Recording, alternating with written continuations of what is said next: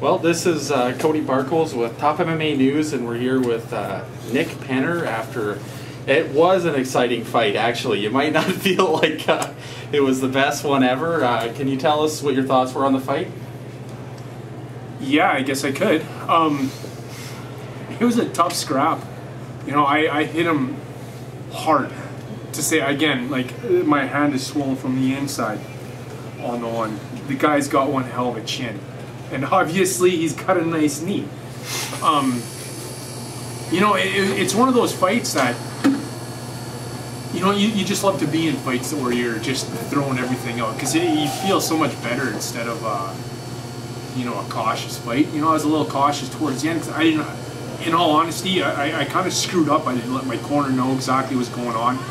And there were 4 punches I remember where I threw where it hurt so bad to punch, I was puking in my mouth. Wow.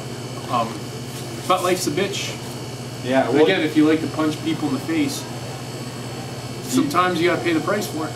You definitely kept your work rate up in the second and third round, even though... I don't know about that. The second round, I'm pretty sure it was boring.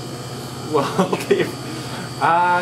It wasn't boring, but what happened was you were the one throwing the punches, basically. I think that's why you ended up getting the decision, but it was extremely close. That round, I believe. I think one judge gave that round to him, but all judges should have given that round. Because you know what? I may have thrown more, but what's the point of, you know, if I hit a guy with 100 jabs and he just kicks my ass with 10 of them, you know, that's still, you know, ass kicking versus a mosquito bite. Yeah.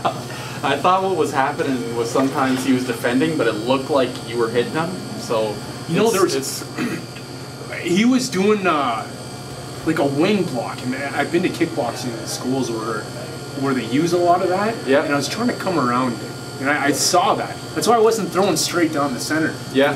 With my right hand, I was trying to come and get in between that little space. Yeah. Yeah. Next time work weight will be way higher though. Gotcha. Guaranteed. And then, again, we're going to go back to the drawing board, and you know, this is shit that does happen in a fight now, obviously, so it's something that I got to prepare for next time. So this was your first fight at light heavyweight. What was the weight cut like for you? You know, I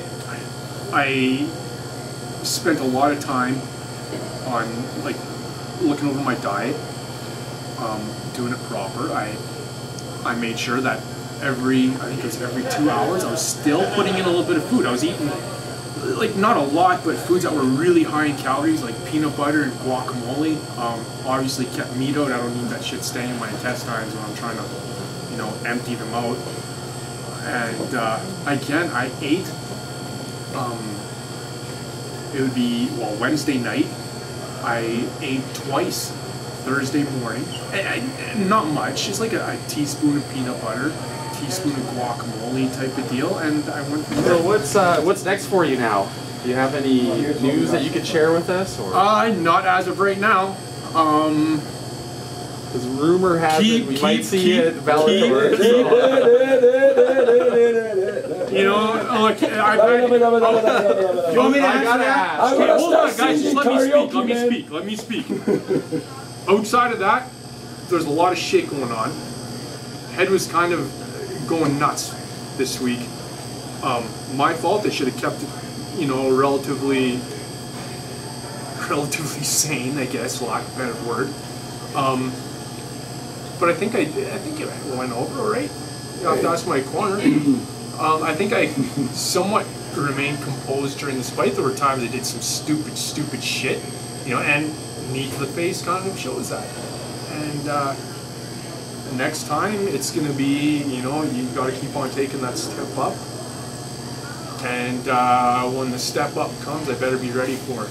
And, even if this is, you know, something that's going to put me out for a bit, I will be back maybe working a progressive guard without the hands.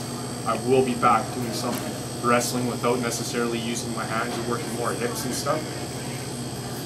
News. Is there anyone you'd like to thank? This guy over here, Dean.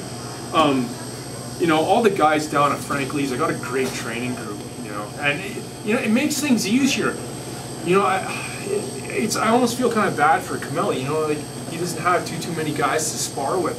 I got Jim out to spar with. You know, Tim is down. These are all guys that are fighting good guys. You know, Kyle's, when it comes to jiu-jitsu in the city, he's the man. Yeah, he's the man in Alberta for jiu-jitsu. You know, he's one of the pioneers out here. And when you're working out with guys like that, you're gonna win. You know what I mean? If Kameli had the same training I had, you know, there's a good chance I'd be, you know, walking out horizontal, not vertical. So. Do you want me to answer the question you asked earlier? As long as it's politically correct. Politically correct. We've been talking to some very important people this week. We're not supposed to confirm. And very important people. I'm not saying nothing. So things are rolling in a good direction, and that's where we're at right now. So that's as far as we'll go with that. Surround yourself with good people and good things happen. Old saying still stays true today. Thank you, sir. He's talking about us. He's talking about it? Except for Pedro, because we all hate him. Thank him, sign off. Whoa, what a pain. Except for when he does the Soccer Rabbit writing on my knee. If it wasn't for the Soccer Rabbit writing on my knee, who knows, I might have lost this one. Use that knee on his face. Yeah, it's just the power. Yeah, this is Soccer Rabbit. Spiritual. Hey, you guys have all seen the shit-kicking Soccer Rabbit takes. I took a little bit of one today. It's all in the writing over the knee brace. Well, thanks for your time. This has been Top MMA News with Nick Penner. Thank you very much.